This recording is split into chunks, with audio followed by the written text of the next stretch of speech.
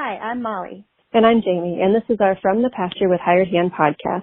As the owners of Hired Hand website software, we've been developing websites and creating internet marketing strategies for livestock breeders for the past 10 years. The majority of our customers are involved in the breeding of registered animals, such as Texas Longhorns, Highland cattle, horses, and white-tailed deer, where the pedigrees are very important. The From the Pasture with Hired Hand podcast examines many of the differences in raising pedigreed livestock for maximum profit. Join us and learn what we're covering today. On today's podcast, I'm joined with Jason Hardy from JH Cattle Co. in Lehigh. Am I saying it right, Jason? Lehigh, Utah? Yeah, that's correct. Lehigh, Utah. All right. So I was looking at your website before we hopped on video here today, and this is my question for you. I saw where on December 16th, so right before the new year, WS Vixen was 99.5 inches tip to tip. Have you taken her in again to measure her to see if she reached 100? No, I have not. She is actually at my partner's house in Oklahoma there. Okay, so she's in the warmer weather. She's in the warmer weather with Scott Pace, so he has a ranch there. And I actually have a ranch about a quarter mile from him, and she's out there with him right now. So, but nice. I do think she is definitely going to hit 100 here within the next probably month or two for sure. So, that's awesome. Would she be your first 100-inch tip-to-tip female in your herd then? Yes, she will be. I had one. I sold it was BR Poco Nova. I sold that to Dean Whitlock and Robert Vandeford, and she actually just hit 100 inches. So that would have been my first, but they bought her from me this last year. So nice. Yeah. So I guess a question would be too, why aren't you in Oklahoma at that ranch instead of in Utah during the winter? Makes a lot of sense. Everybody asks me that, but it's funny because I talked to Scott, and a lot of times, I mean, especially the last few days, we're warmer than he is. They've been in a deep freeze, and we've been in the mid 40s. I mean, it'll be at like 50 this week. I mean, it sounds warm right now, but obviously if it was summertime, we'd all be freezing. But yeah, no, I stay home here. The reason being is just my construction background and what we do. I wish I just did farm and ranch, but unfortunately, we all work and have real jobs too. So, I've owned a HVAC business for I think 21 years now. So, I've been doing that a long time. And that's what really makes me all the money. So that's what lets you have your budget to play in the Longhorns, right? Yes, absolutely. I mean, the cows kind of pay for themselves, and they're just a fun hobby, but it's a hobby that's a lot of work now because with how large our herd is growing. So, well, let's dig into that. Tell us a little bit about how you got started and where you're at today. Man, how I got started, kind of goes back. Even when I was a kid, there was a guy down the road that had Longhorns, and we'd ride our bikes down the road and walk out to the lake and go fishing. I remember we had to walk through this field of Longhorns, We always just thought they were cool. That was when I was a kid. I just thought they were cool then. We ended up renting a house right to the same field, and it ended up being Kent Bladen that had those Longhorns. And I just thought they were cool. I lived there for several years, and they were just cows that were just hanging out there. We're like, oh, sweet. Used to them in my backyard. Then I moved to where I currently live. Just moved a mile or so up the road, and I only have a couple acres here. But we decided to get some just beef cows, just some beef steers, And one of them actually died. And so me and the guy I had him with at the time, we just said, hey, let's get something else. And I said, oh, I know I can get something. It's going to be a Longhorn or something or other, So we got it. And ended up getting talking to Kent. He just kept telling me, hey, keep that bull. I like that bull. He has potential, so I'm like, yeah, okay. So I ended up buying a few Longhorn cows once I decided to keep him. And from there, just kind of blossomed up to where we are today. I mean, it was almost unintentional, to be honest with you. But I've always just thought they were cool. And pretty soon we got some. And yeah, here we are with probably over 100 animals, I'd say, 100 to 100 plus. It's kind of hard to keep track of. We sell a bunch of young ones here and there. So who was the bull? Can I ask that? The bull, my first one, we named him JHCC Conceal This Tari. So it came down off the Tari graveside, and on the top was a bull that Mark Hubble had bred called Hubble's Loaded Weapon. So it came down off of the concealed weapon line and stuff like that. So that was my first bull, and I kept him for a year or two, and I sold him to a guy in California.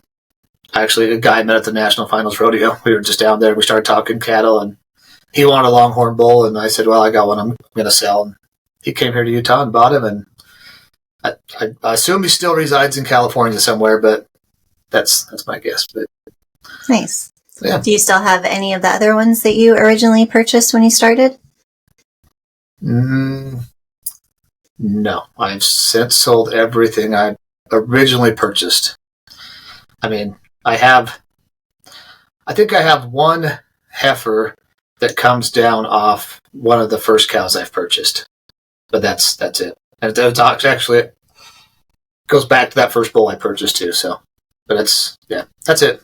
I mean, we all kind of grow up, or not grow up, but you kind of see what you buy originally, and when you first get in, I don't think most people have a clue of what you're doing. At least I didn't. I just buying cows because I thought they were pretty and cool horns, and then you start to dig into it and get some people get more serious than others, but we got into it with all the pedigrees and everything, and now we're pretty deep into the Longhorn world, I feel like. So talk to me a little bit about that, how you kind of got in deeper to the breed. How did you learn the pedigrees? How did you figure out what you liked? Did you go to events? Talk me through that. Yeah, I guess, stuff I liked. I mean, we just, to tell you the truth, it was kind of silly when I very, very, very first started getting going. I'm watching Hired Hand, some of these sales. And I just watched the sales just to see what people liked. And then I started looking at the pedigrees of what people liked and seeing okay, why do they like this, And I'd have to watch some of the cows, and I started bidding on some of the cows, and other people were, and then, just started studying pedigrees, and, that's kind of how I started. It was seeing what other people liked, and I feel like that's important. As much as you got to breed what you like, because they're your cows and you have to stare at them every day, I feel like in the industry, if you want to stay alive and be long-term successful, you not only have to breed what you like, but what everybody else likes too.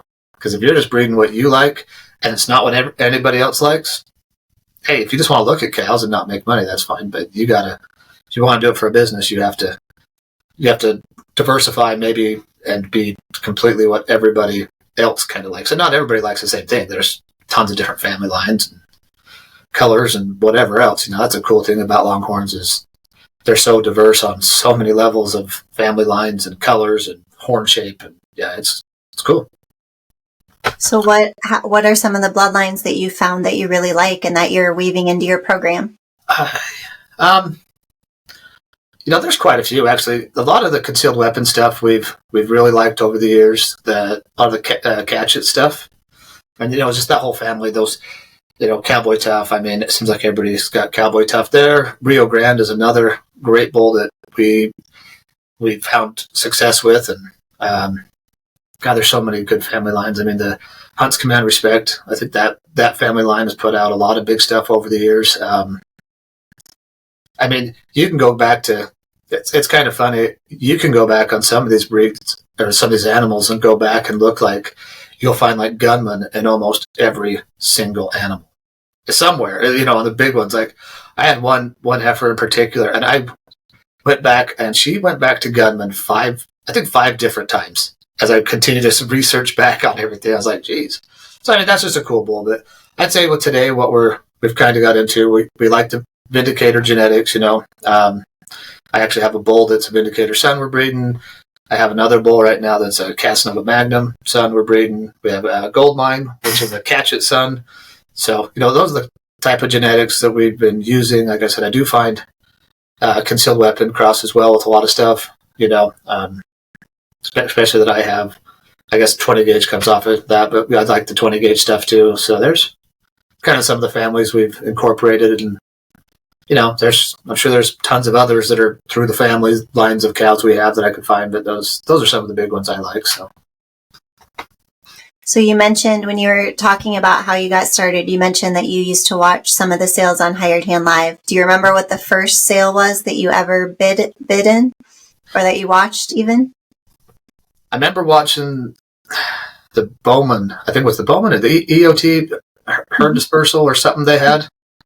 That was one of my first ones that I remember watching. I remember I bought a couple cows out of that. There, one cow out of it or something.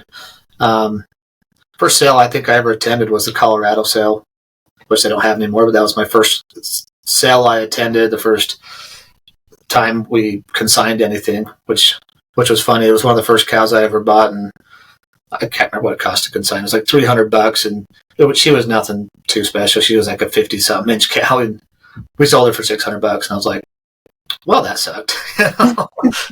But you live and learn. It's on what to buy and what to do. But there's a cow I bought at the Colorado sale, and I think I paid $500 for her, and she came with a calf. So it was, not back then. I'm just buying stuff just to buy a couple cows. But that cow paid for herself a million times. Like I bought her. She came with a calf. We sold the calf for $700 or $800. She was AI'd. She had another calf. Then we sold that calf for the same price. And then I used her, and we had planted embryos in her, and I got 2 embryo babies out of her. And then after so long, she was getting a little hard to put through the chutes, because of I was using her more of a recip than anything. And so eventually we just kind of sent her on down the road to the burger barn, and we got a ton of money on the meat, and then we processed her head. And I think we ended up getting $700 or $800 for her skull too. So I was like, you know what, that cow was awesome. She paid for herself every single way. So I can't ever discount some of those cows because they're really helpful. So, but if you look at today though, kind of back to the present, your animals that you consign are bringing substantially more when they sell now in consignment sales. Mm-hmm. Can you talk a little bit about how you've gotten to that point, or maybe advice for others who are trying to get to that point?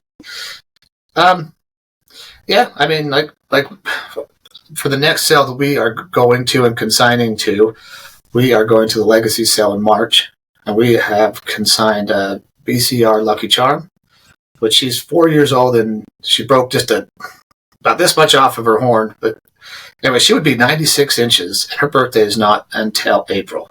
And so she'd be pushing almost 100 inches at 5 years old. That's crazy. Another great one is that Owens Bambina. I bought her, and we're turning to selling her. She's just a great all-around cow.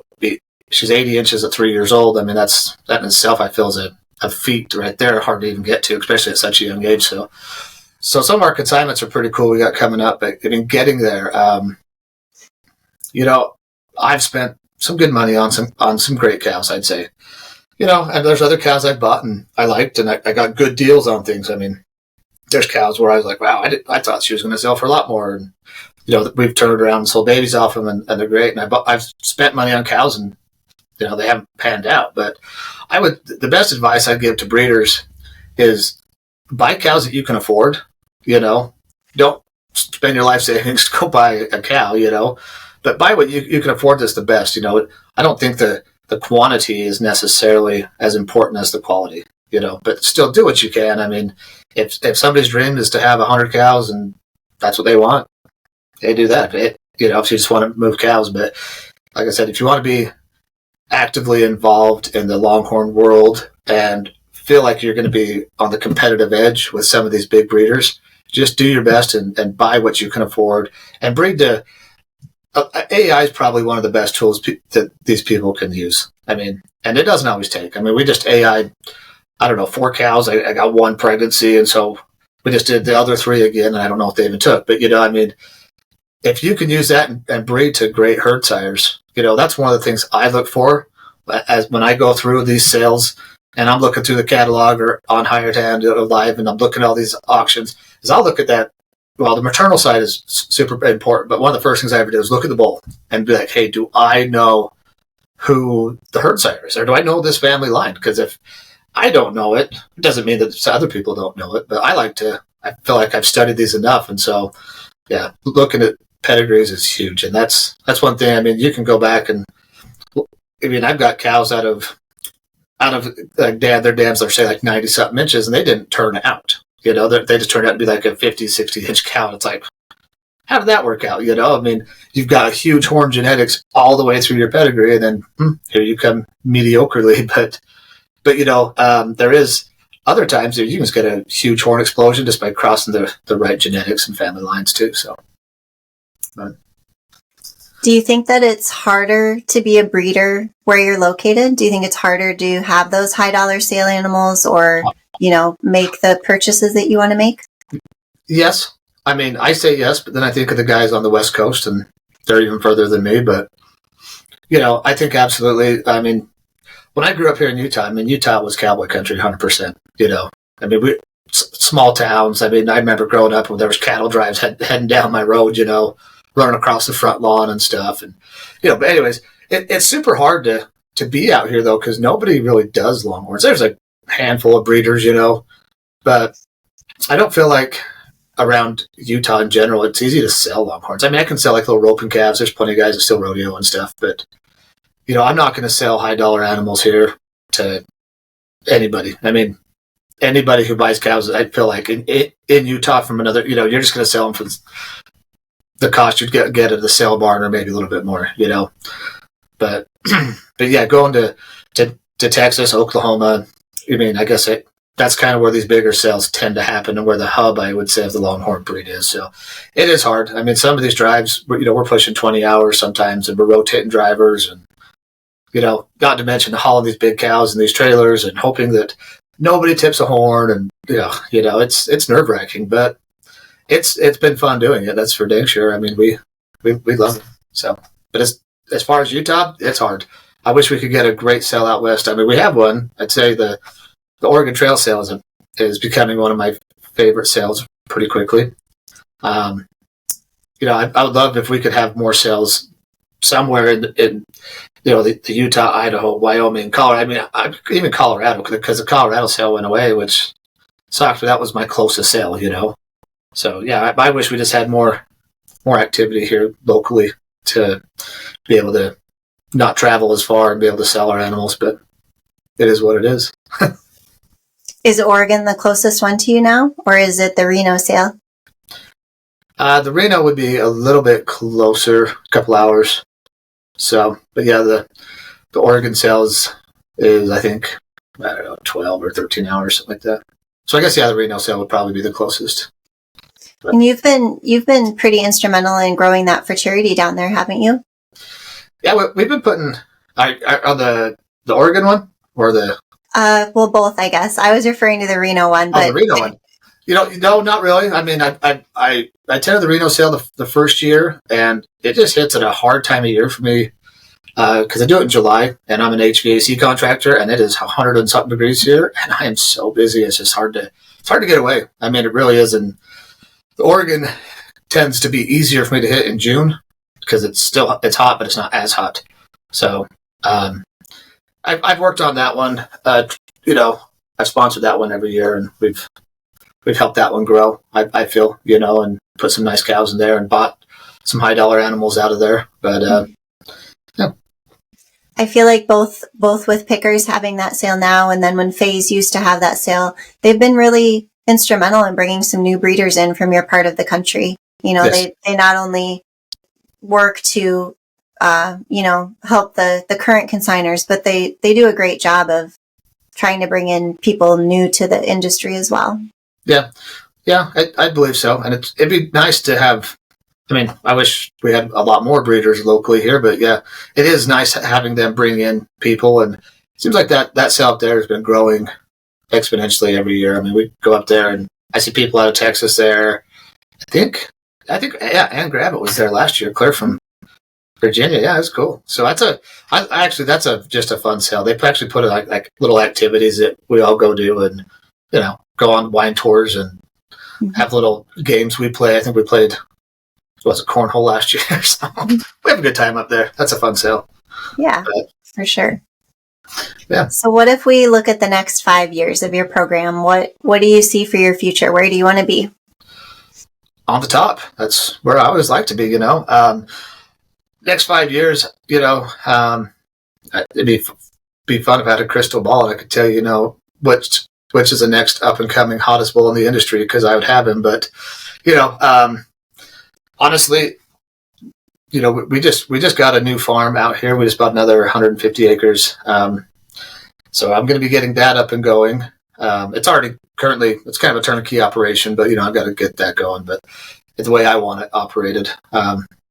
Yeah, I guess we're just going to keep on cranking away at the Longhorn world, and I think we want to have some of the best cows out there and the best bulls. And I don't really have a good embryo type program out here because nobody around me does IVF, but there is somebody that's starting to do it. So we're going to see how I got a guy that'll do conventional flushing for me, and we have done that on one cow, and it turned out we ended up getting one pregnancy off what we got out of the embryos. But yeah, I would say I'd say in 5 years, yeah, I'm hoping that honestly we're kind of at the top of the game. I mean, that's what I strive to do, and everything I do is be the best at what we're doing. And so if I do anything, I'm not going in halfway, I'm going to do it all the way and everything I can. So, are you going to expand into any more states besides Utah and Oklahoma, or are those kind of your two for now? That's kind of my two for now. I mean, I was talking to a friend the other day about possibly picking up another ranch in Texas. So, but funds get limited when you start buying in so many states. You're like, all the insurances and just everything, all the operating costs, so. But yeah, it would be interesting. But right now, yeah, we're just in Oklahoma, Oklahoma, and here, I guess Lehigh, Utah. But we run so many. The hard part about where I live is it used to be so small town, and now it's grown up, and we got high-rise buildings, and everybody's like, when they come visit me, they're like, yeah, you're right in the middle of the city. I'm like, yeah, I'm trying to get out, trust me. But we've got two little ranches out here. I got a 70-acre ranch that we grow a lot of hay on, and that was my main one. We have the hay, and then we had a bunch of pastures out there and working corrals, and my daughter lives on that one. And then this other one we just bought, I think it's probably got about 40 acres of hay, and then the rest is just pasture land. But we're gonna possibly move to that one, so we'll see how that turns out. But nice. Yeah. And we talked a little bit earlier about the cow you have in partnership with Scott Pace and his family. Are there other breeders that you have partnership animals with? Well, Goldmine. Goldmine, we're partners with Ben Stone, Chase Vasut, and Landcraft. So that's a cool partnership, and I'm actually excited about that because now Goldmine's always been here in Utah for the most part, and Scott helped make a great name for him, and the bull did great on himself. I just got sent something the other day off of Arrowhead, showing the bulls of 2015. And Goldmine was at the very top of the class for the most animals in the club, 70, 80, and 90, So to me, I thought, well, that's pretty cool. And there's some big name bulls on there too. And it's like, makes me happy to see the herd sire that I've been breeding for the last 3 or 4 years at the top of his class. So yeah, he keeps moving up our list of the most offspring in hired hand as well. So you're on track. Yeah. It sounds like. yeah, he's excited. I know Chase and Lane are pretty excited to be having him, and Ben as well. I see Ben will send us pictures of little Goldmine babies being born, and I'm like, yeah. I mean, that bull's pretty amazing, to be honest. I feel pretty blessed to be part of that partnership and that group of guys, and just have what we have with him. So as long as we're talking about bulls, if you had to pick your all-time favorite Longhorn bull, dead or alive, any breeder, who would you pick? Longhorn bulls, I was thinking about this earlier today because there's so many that I like. I can tell you probably my favorite that's alive right now. And then, but anyways, right now, as far as I'll say right now is HL Higher Ground. I love that bull and what he's producing. Pretty cool genetics. I mean, they're proven the top and bottom side, and you're just seeing what you're getting. I like that bull for what's alive. Bulls that are dead, I think Rio Grande was probably one of the best bulls out there. I can go back in so many cows pedigree that we look at, and I'm like, oh, there's Rio Grande. I mean, I think he was heavily used, but you can see what was produced by him, and that's why he was so heavily used. So I think he was one of the all-time greats. So, what if you had to do the same question but Longhorn cow? It's probably that cow of the year, Horseshoe J Journey.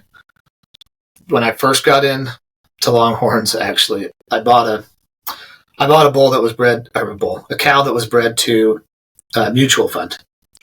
And I went back and looked at his dam, and it was that Horseshoe J Journey, and I didn't know crap about pedigrees really. And I just remember looking at her going, wow, that is one really cool cow. Anyways, we keep on. Turns out I just seen her for the first time live this year at the Horn Showcase. And gosh, she's cool. So she's probably up there at my top. I love the twisty cows. I know some guys love Total Horde, and some are just all about tip to tip. I love that tight, twisty cows. They are awesome. So this next question always seems to be a hard one for folks to answer, or they want to avoid altogether. But if you had to pick just an overall most impressive Longhorn breeder in your opinion, is there one program that you kind of idolize? There's a couple actually that I really have looked up to and admired, and like, oh, I'm going to get there one of these days. And I would say Hudson's have a top-notch program. You know, I think Bill's put together a good program. Mike's ran a great program for them. You know, I really love what they've got going. I think Mark Hubbell's done great. He was actually one of my very first guys I ever reached out to at the Longhorn breed, because I'd had that bull that said Hubbell's on it, and I'm trying to figure out who this guy is. So I reached out to him, and he was super nice, answered my questions, talked to me, so I've always really liked him. But I feel like both those guys have top-notch. I mean, I keep going. I mean, Loomis has a great program. Dale Hunt has a great program. Even Scott Pace, I mean, as one of my good friends, but that guy's shown me the ropes and helped me through so much stuff. It's crazy. But I couldn't answer just one, could I? I feel like it's really hard. It's a really hard question. Yeah. What about your funniest Longhorn story to date? You know, I was thinking of this too, and I'm like, what is one of my funniest stories? I guess, you know, working at heifers one time, I can't remember if we were getting ready for a sale or just running them through, doing some vaccines or whatever, but one of them was not having it, and she decided to come at me. And so I step out of the way, but in doing so, I tweak my back so bad, I just fall to the ground. I'm like, hey. And I'm literally, she just ran off, but I'm literally crawling out of the corral there. Everybody's laughing at me. I'm like, it's not funny. I can't even walk. But, you know, for me, that was kind of funny. I asked my daughter about this too. I said, what's a good Longhorn story? Funny one. And she goes, do you remember we have this little mini dog? His name's Muscle Butt of all names. So people, I got to get that name. But anyway, he was out in the field one day, and the cows are just, you know, swishing their tail back and forth like this. And he's just a puppy, and he's out there jumping and grabbing their tail just back and forth. But yeah, it's a couple funny stories, but yeah. Well, you've mentioned your daughter a couple of times. Yeah. At what age did she start to show interest in the cattle? Well, we've always been into having livestock and stuff like that, so I think she just come by it naturally. But I think we got into Longhorns in 2017 is when we bought our first ones. And like I said, prior to that, we'd rented a house for 5 years, so they were always in our backyard. So 2012, but we always just liked the cows. But yeah, that's when she started showing interest literally as soon as we got them. She just thought they were cool like I did. And the more interest I showed, I mean, she kind of jumped on board. But I was also a single dad raising her by myself, and, you know, her mom wasn't too involved with her. So I think whatever I thought was cool, she thought was cool too. So, but yeah, she's still super involved. You know, she just recently got married and had a kid, and I guess 2 years married almost, but still, to me, it's still recent. Time flies as you get older. But yeah, they actually run the majority of my cows at their place. You know, my house here, I've got 2 acres, and I lease another 5 behind me. So I've probably got 8 or 9 cows here at my house. But they've got, you know, sometimes 30, 40 cows down there that they're taking care of, and she helps me run a lot of stuff. But we've got so many little places that we lease, just, you know, 30 acres here, 30 acres there, and we'll have 20 cows here, 15 cows there. All day long, it's about a half a day project by the time you feed and water. You know, it'd be nice to not feed as much as we do, but come wintertime, it's a full-time deal to take care of these things almost. But well, let's talk about that a little bit, because I would imagine that your feed rations and bill and all of that differ quite dramatically from like the Texas, Oklahoma area. Yes. Yeah, I'm sure. And so I went through and I bought all these farms and ranches. You know, that was not cheap, and I'll never recoup the money until I sell them again. But we were figuring when I was first into it, we had to hard feed a lot of stuff, even sometimes throughout the summer. I mean, we get great grass here where I'm at, but you have to have the right pasture to get the right grass. We have that now, but man, up at the very beginning of our breeding program, when we had 50 plus cows, I'd say, you could have an $8,000 a month feed bill because I mean, hay was getting up to $300 a ton, and you're feeding all this, and it's just like crap. It wasn't paying for itself really, so that's why I kind of realized I needed to get more pasture grounds, something to run cows and have them graze more. And honestly, I wish I had something. And a lot of the old cowboys here, what they would do, they turn cows out on the mountain all summer and then cut hay on their fields in the summertime, and in the wintertime they'd feed off other stuff or turn to a winter range and then feed the hay as needed. But I don't think that happens too much. It does a little bit around here still, but not so much because all the development that's came in here has kind of pushed a lot of the cowboys out of this area. But definitely feed gets expensive. I mean, like I said, we were spending at a point. I figured we were spending $8,000 to $10,000 a month on feed, and that happened for a good 4 or 5 months out of the year. So are you still in that same situation, or have you learned some things throughout the process that have helped you a little bit? Yeah, but now that we own a lot of our own hay production and stuff, obviously my costs have come down dramatically because I'm not. I mean, there's still the cost to get all your hay and everything like that, but I'd say our costs are down by I don't know, over half. I mean, 2/3. So I mean, it's still expensive to have the cows we do, but I mean, anybody who has these knows that, and they're not cheap. So, but they're fun. Love what you're hearing? Be sure to check out our Pickup Truck Confessions. It's a video series where we hop in the truck or rental car and interview a variety of breeders about what drives their passion for their livestock, how they got started in the breed of their choice, marketing tips, and more. And now, back to the podcast. Well, before we switch gears and talk a little bit about internet marketing and your website, is there anything else about your breeding program in general that you want to talk about? My breeding program, I don't know. If you have any questions, I mean, like I said, I feel like we bred Goldmine for a couple of years, or like 3 years. That was great for us, and we bought some cows. I mean, I've got, I think 3 cows right now that are 4, but we're going to be selling one of them, that are knocking on the door of 100 inches, and having some of these 100-inch animals it's pretty cool. But honestly, at some point, I got to think that people got to stop thinking so much of get the race to. I mean, what's the race to now? 110? I don't know. And work on building a better cow and having correct structure and feet and udders and fertility. Is another thing. I mean, I don't know how many guys have cows like, oh yeah, they didn't have calf till they're 5, But they're in the beef world. That cow had been gone long ago, Yeah. But stuff like that. Yeah. I'm trying to think as far as my breeding program, though. I can honestly, I mean, I made some notes earlier, but I would say, for us, I mean, I just strive to have a good, solid animal. It's not always about all the tip to tip or whatever. I just want to have the best, colors great, pedigree's great, horns are great, but for the life of the animal, have them built right, and have some good feet and be able to raise a calf. Those are things that are super important, and us as breeders need to look at stuff like that. And if you have an animal that's not checking the boxes, don't make it somebody else's problem.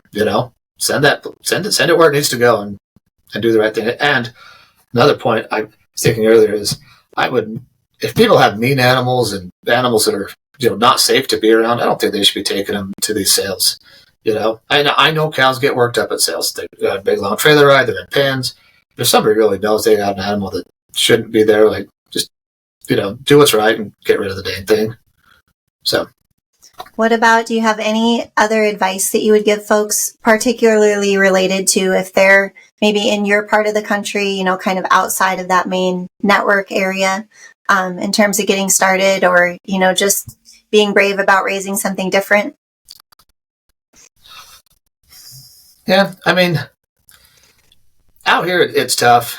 I mean, like seriously, like where we live it's hard to buy land because you're going to spend so much. Like I've told some people what we've got to pay per acre out here, and it's so ridiculous. I mean, it's hard unless you have inherited money or land to do something like this to get started. But I mean, certain things I will tell like new breeders, is to get the correct equipment. Like when I got in, I didn't even have a chute, little did I know anything like that. And so I started looking, I'm like, okay, a regular squeeze chute, that's not going to work for me. And so I had to research and check out like, there's a longhorn chute, so we had to find that. So I'd say, get the right equipment. I made this mistake too. I bought a stock trailer, but it wasn't tall enough. It wasn't wide enough. So I got put the horns through the roof, stuff like that. So little things like that. It's going to save you tens of thousands of dollars down the road. Don't buy a crappy chute. Or little panels you put together or something like that, spend the money and buy like a PNC or a Joe chute. I own both chutes. They're both fine. So I don't own any of the other ones, but, and spend the money and get a decent trailer. That's huge too. You don't want to just buy one and then sit on it. So, but having the right stuff, make a good relationship with a vet, that you can work with and trust and, get good sound advice. That's huge too, because I did find out here in Utah, there's almost no cattle vets. There's like 2 guys that I've been able to get to work on cows, and they're still horse vets and stuff, but it's hard. And we have spent so much time learning it to do, vaccines, but even just doctoring cows that have, buggered up their feet or got wounds or whatever, you become your own vet. You get into this, and it's pretty intense sometimes. I've had to pull a couple calves. That's been fun. But yeah. Well, all good advice, I feel like. Yeah. All right. Should we talk about the internet and marketing a little bit? Yeah.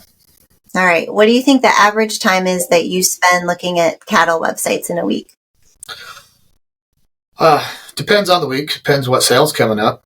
To be honest, I think I look at hired hand, the sales more than I do any one particular person's website, because first off, I get to see what cows are coming up for sale, and then it'll drive me to their website, and then for a lot of times there, I'm like, oh man, then I get lost in somebody's website and this and that. But sometimes it's only like a few hours, or maybe a week, or maybe an hour. Sometimes I get lost, and I'm like, I spent probably 10 hours looking at cows and pedigrees this week, but yeah, just is what it is. And we love it. And like I said, I think the more you research and more the better off you're going to be anyway.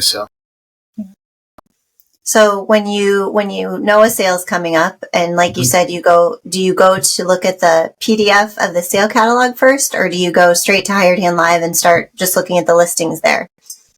I think I actually use Hired Hand more than I do the catalog. Are you a note taker though? Once you get your printed catalog, are you putting everything you learned online into your notes, or no? It's all right there. It should be. No, I make a couple notes. Like sometimes I'll put a check mark or a star or something, or I'll highlight, something in the catalog, like, oh, I like who she's bred to, or this and that. But yeah, for the most part, I kind of a cow nerd, and I spend enough time studying these things, and I remember a lot of stuff. I'll look at stuff like, oh, they're bred to this bull, I got to remember to keep an eye on this one, or I really love the family this line, blah blah blah. But yeah, I do think I use Hired Hand more than the catalogs. So, do you remember the last sale that you looked at on there?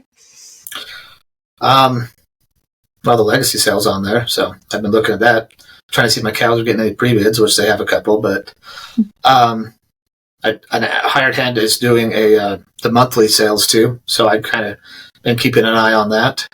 There was just another We're still sale. waiting to see your form come through to submit an animal to that sale. Yeah, well, we'll have to get together and do it, because I've got a grundle of cows, and I definitely need to move a couple. But yeah, we just actually bought one on Hired Hand on that sale at Randy Murray, and I'm trying to see the Sillers and whoever else was in there. Mm-hmm. So yeah, we just bought one I of think those. that was called the unveiling, right? The unveiling. Yeah.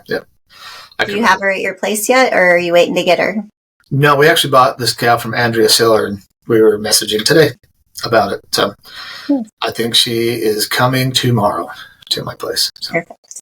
Yeah. So when you were looking at those last few sales, whose website did you get taken to, or if you have looked at some individual breeder sites lately, who have they been? Well, the Sillers, that's one that we just bought some stuff from. Sites I've been to lately, let me see, I was on Dale Hunts not too long ago, looking for some higher ground stuff. Same with Torkelson's and also the Hudsons. So some of those guys, that's kind of the websites I recall right off the bat. Obviously visiting my own website, just making sure it looks okay. And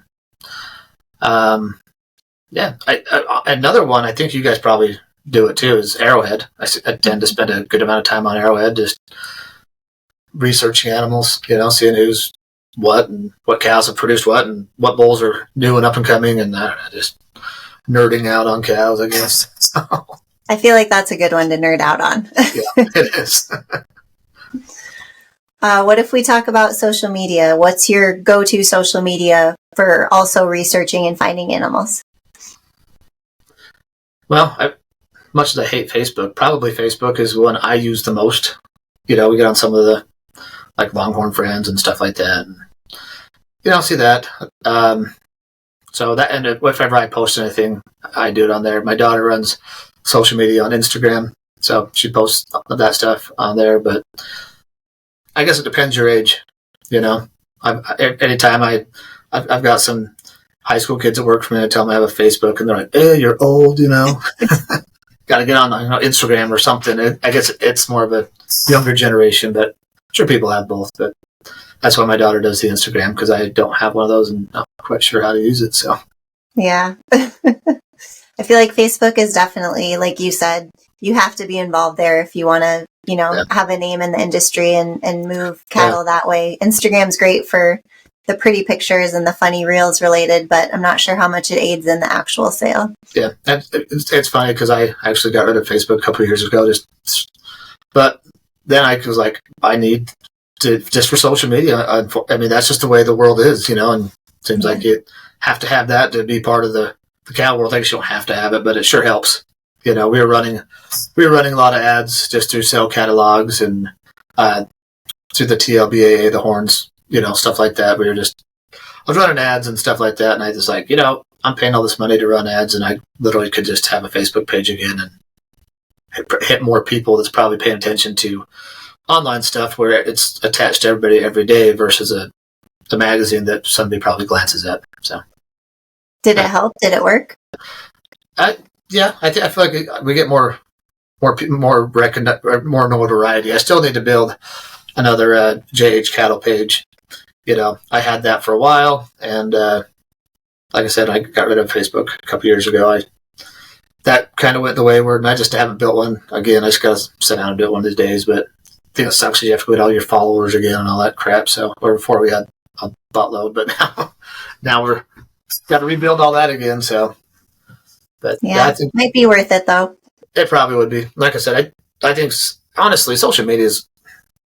I'm not that old, but it seems like that's the way to do stuff in all reality for most of the advertising online. And, like I said, sale catalogs are great and people love them. But I remember people telling me back in the day, like, oh, we used to get, sale catalogs, or if I wanted to see an animal, they'd send me pictures in the mail of what an animal would look like. I'm like, geez, I can't imagine doing that now, Right. Or sending, yeah. I've got interest on your bull. Can you send me a picture of him, and they mail you a picture of him. So. Yeah. But what, when we talk about your own website that you have with us, what were some important items to you that you wanted to make sure you got across either in the content or in the design?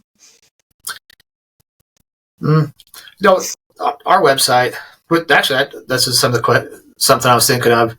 I guess on there we have Goldmine and our cow, DH Hottie. So those are the first two animals you see. Tottie's one of our favorite cows out there as well. She's like 96 inches or something like that. I can't remember what total horn is, but it's a bunch. But design of the website, I think you guys just put that together for me and said, do you like this? And I'm like, yeah, it looks great. It's kind of like our logo. We had Hired Hand do our logo. They sent me a whole bunch of things, and you can see my logo right there.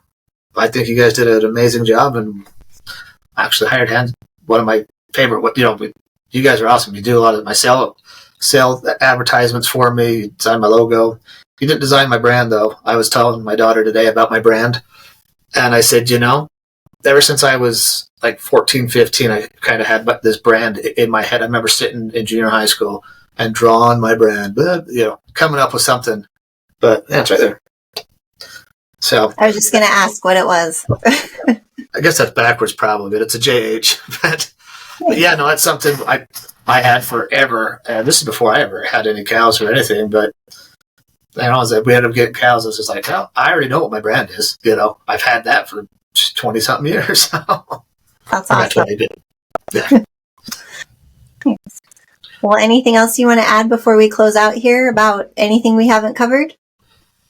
No, I feel like we're good. I mean, been a great interview, and if you guys have any questions for me, or if I can ever help anybody, I mean, I love to chit chat. People call me, and I'll give anybody advice that wants it, and I feel like it's pretty sound. I mean, I've learned lessons the hard way on certain things, and honestly, that's one thing. I guess I feel like everybody's got to make mistakes to learn from them. We're all human; we all screw up, but hey, that's how you learn. I've messed up a bunch, and even in the cow world, and bought things I wish I wouldn't have bought, or paid too much for this animal, or blah blah blah. But you make mistakes, you learn from them, you move on, and that's just how life is. Thanks so much for joining me today, Jason. I really appreciate it, and I think everyone will enjoy hearing about your story.